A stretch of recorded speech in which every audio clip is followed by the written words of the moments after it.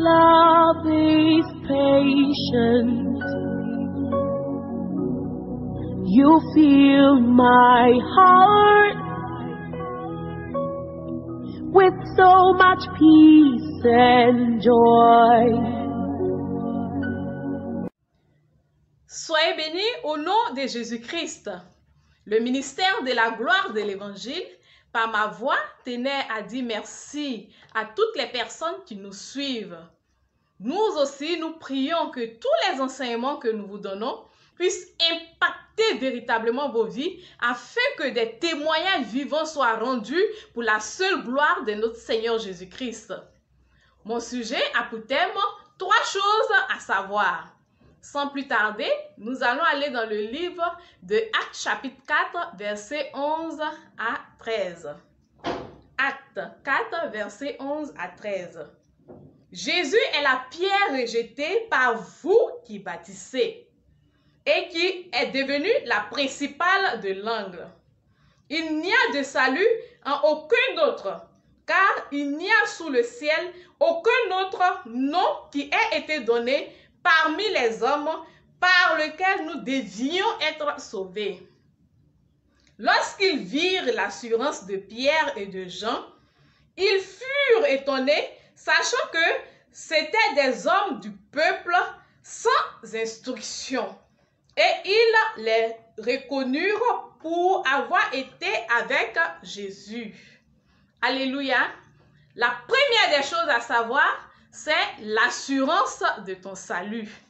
La Bible dit que Jésus est la pierre qu'ont rejetée les bâtisseurs. Et cette pierre-là, elle est devenue la principale de l'angle. Lorsque Jésus-Christ est venu sur la terre avec son évangile, il a été rejeté par plusieurs.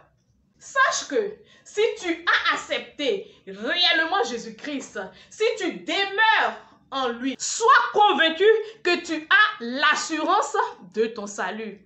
Lorsque tu vas mourir, ton âme sera sauvée et tu iras vivre au paradis éternellement avec Jésus-Christ. Car il n'y a de salut en aucun nom que celui de Jésus-Christ. Le seul nom qui a été donné parmi les hommes par lequel nous devions être sauvés, c'est le nom de Jésus-Christ. Avoir l'assurance de ton salut ne dépend pas de ta fortune. Avoir l'assurance de ton salut ne dépend pas de ton niveau d'études. La Bible dit que Pierre et Jean avaient l'assurance de leur salut. Et pourtant, ils étaient des personnes sans instruction. En d'autres termes, c'était des personnes qui n'ont pas fait d'études, qui ne sont pas parties à l'école. Mais en même temps, le peuple a reconnu que c'est parce qu'ils étaient avec Jésus tout le temps qu'ils ont eu l'assurance de leur salut. Donc, je vais parler au cœur de quelqu'un ce jour. Pour avoir l'assurance de ton salut, il faut marcher véritablement avec Jésus-Christ. Et la deuxième chose que je veux que tu saches, c'est la persévérance. Nous allons prendre Romains 5, versets 3 à 4. Romains 5, versets 3 à 4. Bien plus, nous nous glorifions même des afflictions, sachant que l'affliction produit la persévérance. La persévérance, la victoire dans l'épreuve. Et cette victoire, l'espérance. Laisse-moi te dire, quelle que soit la force de la bataille et des épreuves, il ne faut jamais abandonner. En toute chose, il faut aller dans la présence de Dieu. Il faut chercher à connaître la volonté de Dieu. Ta persévérance te donnera la victoire dans la bataille. Même dans l'affliction, nous devons nous glorifier. Nous devons rendre grâce à notre Seigneur. Car c'est à notre égard la volonté de Dieu en Jésus-Christ. Par ta présence constante dans la prière, tu auras la révélation, tu auras la compréhension de ce par quoi tu es en train de passer. Et cette compréhension, cette révélation te permettra de sortir victorieux de ta situation. Sache que ta persévérance va attirer autour de toi et en toi l'atmosphère de miracle. Et tu sortiras victorieux de ton épreuve au nom puissant de Jésus. Je veux parler à une sœur, je veux parler à un frère. Il ne faut pas abandonner. N'abandonne pas. Lorsque l'épreuve se présente à toi, n'abandonne pas. La troisième chose que je tenais à t'enseigner, c'est la foi. La foi. Nous allons prendre Hébreux 10, verset 38. Et mon juste vivra par la foi. Mais s'il se retire, mon âme ne prend pas plaisir en lui. On va lire aussi Hébreux 11, verset 6. Or, sans la foi, il est impossible de lui être agréable. Car il faut que celui qui s'approche de Dieu croit que Dieu existe et qu'il est le rémunérateur de ceux qui le cherchent. Pour que Dieu prenne plaisir à t'écouter, pour que Dieu prenne plaisir, pour que ta prière soit agréable à Dieu, il faut que tu t'approches de Dieu avec foi.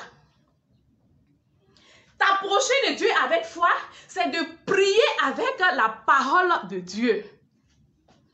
Car Dieu n'exauce que sa parole. Laisse-moi te dire quelque chose.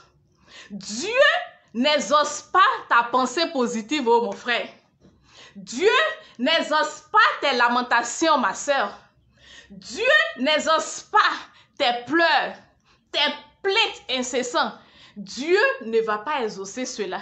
La seule chose que Dieu exauce, c'est sa parole. Quand tu pries, il faut chercher dans la parole de Dieu le verset ou bien les versets qui correspondent à la situation que tu es en train de traverser. Et tu viens devant le Seigneur avec foi et tu lui dis, Seigneur, ta parole a dit. Seigneur, voici ce que ta parole dit. Et il faut prier conformément à sa parole. Car Dieu n'est nulle part ailleurs que dans sa parole. Il faut laisser cette parole, ce verset biblique que tu vas trouver, qui correspond à ta situation. Il faut laisser ce verset descendre dans ton cœur. Si tu laisses ce verset seulement au niveau de ta tête, tu vas faire simplement une récitation. Et cette récitation ne va pas produire le résultat attendu.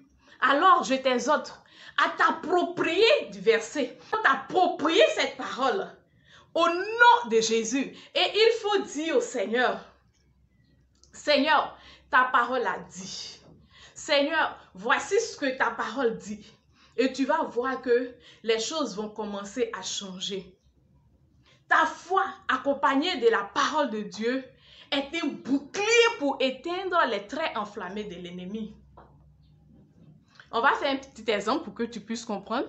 On va prendre Ésaïe 54, verset 15. Ésaïe 54, verset 15 dit, « Si l'on forme des complots, cela ne viendra pas de moi.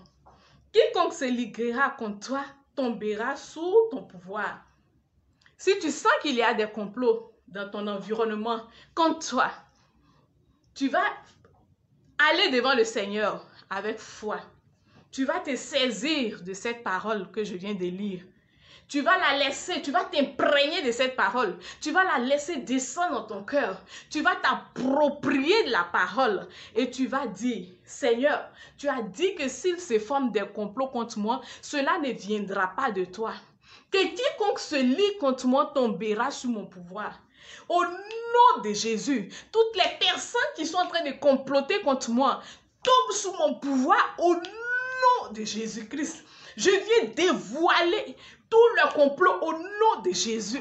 Je viens briser tout ce qu'ils sont en train de faire contre moi au nom de Jésus. Je fais un retour immédiat à l'envoyeur au nom puissant de Jésus. Et tu vas prendre le Seigneur au mot concernant sa parole. Tu vas dire, Seigneur, ta parole a dit. Et tu vas prier avec foi. Tu vas prier avec constance.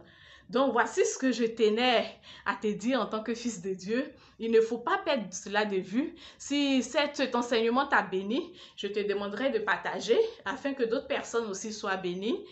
On va se dire à la semaine prochaine. Que le Seigneur nous garde au nom puissant de Jésus. Amen.